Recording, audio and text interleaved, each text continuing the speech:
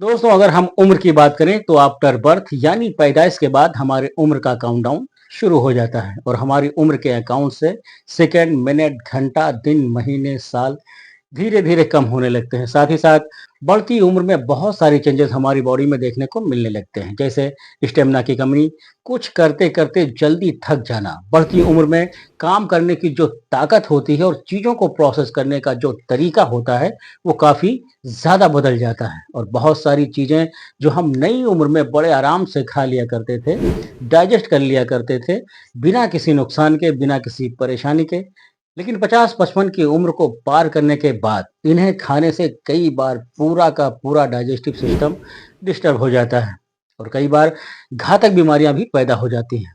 इससे पहले मैं कई अलग अलग वीडियोस में मैं आप लोगों को बता चुका हूं कि 50 की उम्र को पार करने के बाद हमें क्या क्या खाना चाहिए, लेकिन आज हम बात करेंगे कि क्या नहीं खाना चाहिए, क्योंकि अच्छी चीज़ों को खाने में शामिल करने के साथ साथ बुरी चीज़ों से दूर रहना भी बहुत ज़्यादा इम्पोर्टेंट है, खासतौर से बढ़ती उम्र में।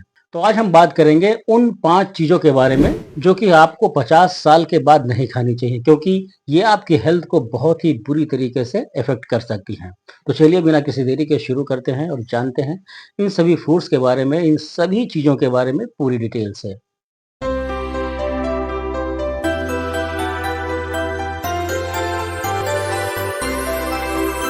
तो सबसे पहली चीज है शुगर। दोस्तों, शुगर एक ऐसी चीज है जो कि वैसे तो हर उम्र के अंदर नुकसान पहुंचाती है, लेकिन अगर खास तौर से आपकी उम्र 50 साल को पार कर रही है या उसके आसपास है, तो आपको शुगर खाना बिल्कुल ही छोड़ देना चाहिए। लेकिन क्यों नहीं खाना चाहिए, तो ये भी जान लेते हैं। दोस्तों, आपने देखा होगा कि मार्केट में आजकल हर एक चीज में शुगर होता है, चाहे वो कोल्ड ड्रिंक हो, कैंडीज हो या फिर पेस्ट्रीज हो। इनका टेस्ट तो बहुत अच्छा होता है, लेकिन ये हमारी हेल्थ के लिए, हमारी बॉडी के लिए उतनी ही ज्यादा खतरनाक होती है। इसके अलावा मिठाइयाँ, पैकेट फूड, जूसेस और नमकीन चीजों के अंदर भी आजकल शुगर मिलाई जाती है ताकि उनका टेस्ट बढ़ सके। वैसे यंग एज में ये सब चीजें खाने से आपको अपनी बॉडी पे ज्यादा फर्क महसूस नहीं होता है, क्योंकि उस टाइम पे बॉडी एक्टिव होती है, सिस्टम अपने ऑप्टिमम लेवल पर परफॉर्म कर रहा होता है, मेटाबॉलिज्म भी हाई होता है और इसीलिए ज्यादा फर्क नहीं पड़ता।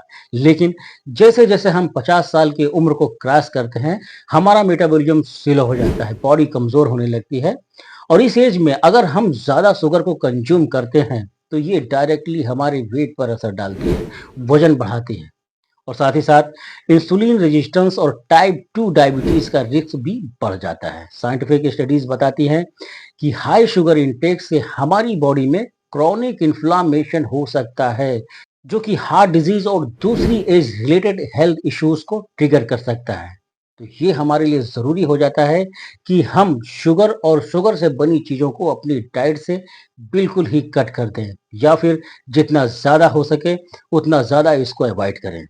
दूसरी चीज जिससे हम सभी को 50 साल की उम्र के बाद परहेज करना चाहिए वो है रेड मीट और प्रोसेस मीट। दोस्तों, रेड मीट में सेचुरेटेड फैट बहुत ही ज्यादा होता है, यानी चिकनाई बहुत ज्यादा होती है और इसे खाने से कोलेस्ट्रॉल बढ़ता है और हार्ट डिजीज होने का रिस्क भी कई गुना बढ़ जाता है। वहीं अगर हम प्रोसेस मीट की बात करें तो जैसे कि बेकन है, रेडी टू कुक मीट है, नॉन वेज पैक्ड आइटम्स हैं, सॉसेज हैं, फ्रोजन है, non veg pack item sausage या हॉट डॉग्स वगैरह हैं। तो इन सभी में एक चीज बहुत ही कॉमन होती है और वो है high level of sodium and preservatives. 50 की उम्र में हमारी बॉडी ऑलरेडी बहुत सारे चेंजेस से गुजर रही होती है, तो ऐसे में हाई सोडियम कंटेंट और हाई सेचुरेटेड फैट कंटेंट या फिर ये प्रिजर्वेटिव जो कि इन प्रोसेस मीट में होते हैं, ये ना सिर्फ हमारे ब्लड प्रेशर को इंक्रीज कर सकते हैं बल्कि हार्ट में ब्लॉकेज का खतरा भी कई गुना बढ़ा सकते हैं। साथ ही जो लोग रेड मीट खाते हैं उनके अंदर कोलोन कैंसर होने का रिस्क भी ज्यादा होता है। तो वो भी एक बहुत ही बड़ा कंसर्न है जो कि इस बात की तरफ इशारा करता है आपको बढ़ती उम्र में रेड मीट खाना छोड़ देना चाहिए। चलिए दोस्तों, अब आगे बढ़ते हैं अपने तीसरे फूड की तरफ जो कि है मैदा और मैदे से बनी चीजें। लेकिन उससे पहले अगर आपको वीडियो पसंद आ रही हो और कुछ अच्छी जानकारी इससे आपको मिल रही हो तो फटाफट लाइक का बटन दबा दीजिए और अगर चैनल पर नए हैं, पहली बार हमारी वीडियो को देख रहे हैं, तो सब्सक्राइब करके बेल आइकन को भी प्रेस कर लीजिए ताकि सभी नोटिफिकेशन आपको मिलती रहे। कुछ समझ में नहीं आ रहा है तो नीचे कमेंट सेक्शन में आप मुझसे पूछ सकते हैं और आगे बढ़ते हैं, जिसमें इसी तरीके की बिस्किट है, नान है, रुमाली रोटी है वगैरह, ये सभी चीजें बढ़ती उम्र में हमारी सेहत को बहुत ही ज्यादा नुकसान पहुंचाती हैं। जब हम मैदा खाते हैं तो ये हमारी बॉडी के अंदर ब्लड शुगर को बहुत तेजी से बढ़ा देता है, जो कि हमारी बॉडी के लिए एक झटके की तरह होता है। इस तरीके के स्पाइक्स या झटके से हमारी बॉडी की इंसुलिन को यूज करने की जो एफिशिएंसी होती है वो कम हो जाती है, जो कि आगे चलकर इंसुलिन रेजिस्टेंस और टाइप 2 डायबिटीज का कारण बन सकती है। और हमारी बॉडी की जो शुगर लेवल्स को मैनेज करने की नेचुरल एबिलिटी होती है वो भी कम हो जाती है, और इसलिए मैदे जैसे रिफाइंड कार्बोहाइड्रेट जिनका ग्लाइसेमिक इंडेक्स हाई होता है वो हमें और भी ज्यादा नुकसान पहुंचा सकते हैं। इन शॉर्ट, अगर आप चाहते हैं कि आपकी लाइफ की जो गोल्डन ईयर्स हैं ये बहुत ही बढ़िया से गुजरे तो मैदे को खाना छोड़ दीजिए। चौथी और बहुत ही इंपॉर्टेंट चीज है नमक। नमक का इस्तेमाल कम से कम करना है दोस्तों। दोस्तों, नमक दो चीजों से मिलकर बनता है, सोडियम और क्लोराइड। अब सोडियम जो है ये 50 की एज को क्रॉस करने के बाद बहुत ही ज्यादा एहतियात से हमें लेना चाहिए, क्योंकि इसकी वजह से बॉडी में कई तरीके के इश्यूज पैदा हो सकते हैं।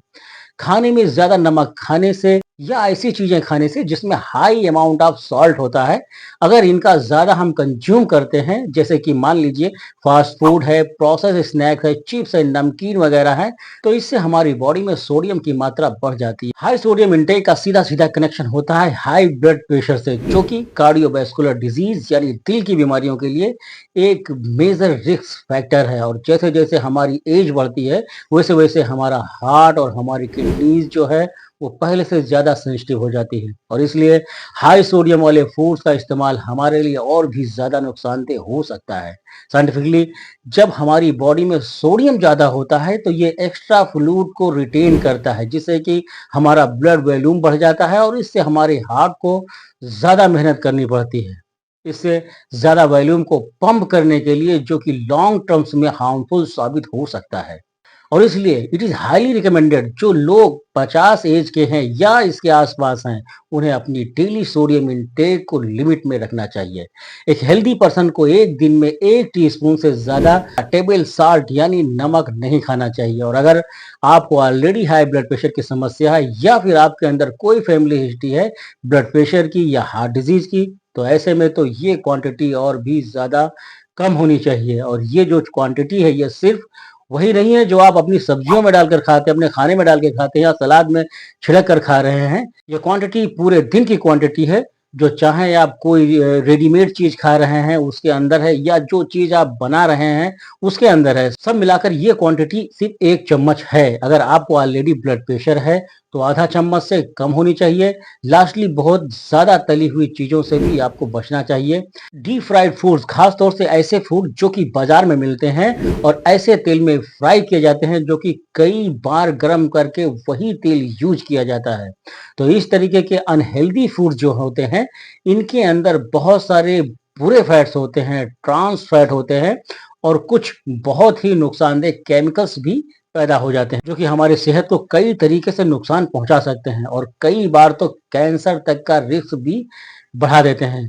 इसी तरीके से ट्रांस फैट हमारी बॉडी में एलडीएल कोलेस्ट्रॉल को इंक्रीज करते हैं, जो कि बैड कोलेस्ट्रॉल के नाम से जाना जाता है, और एचडीएल कोलेस्ट्रॉल जो कि गुड कोलेस्ट्रॉल होता है इसको कम करते हैं। ये जो इम्बैलेंस एलडीएल और एचडीएल के बीच का है ये हार्ट डिजीज को पैदा होने का रिस्क जो होता है ये उसको बढ़ा देते हैं। और इसलिए अगर आप चाहते हैं कि आपकी आर्टरी क्लीन रहे, एकदम बढ़िया रहे, मस्त रहे, आप हेल्दी रहें, तो इन अनहेल्दी फैट से, तली हुई चीजों से, डीप फ्राइड फूड से, खास तौर से बाजार वाले हैं, इससे बिल्कुल बच के रहिए। दोस्तों, ये थे वो 5 फूड्स जिनसे आपको 50 साल की उम्र के बाद जरूर बचना चाहिए।